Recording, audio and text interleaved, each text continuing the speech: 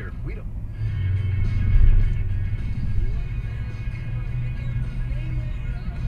Yeah, being built in or.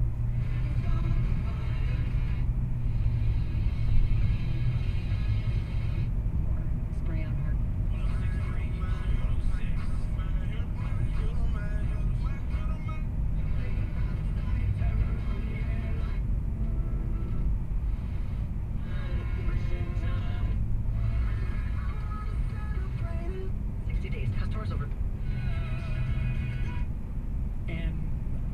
Maybe the mask didn't work. How do you prove that they were truly negligent to the point where they are responsible for this? That wouldn't fly. They're going to reschedule it somehow.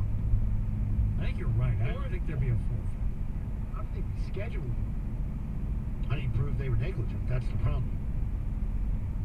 Especially if the league gets the numbers. Maybe you make the Hardy's point, like who gets the numbers? You got to think it's a database. You know, I walk in there and get tested. They enter my name in a database right there, and it's not like team run. It's.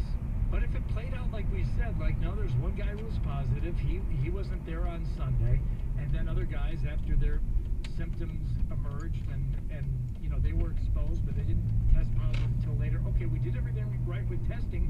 We did everything right with reporting.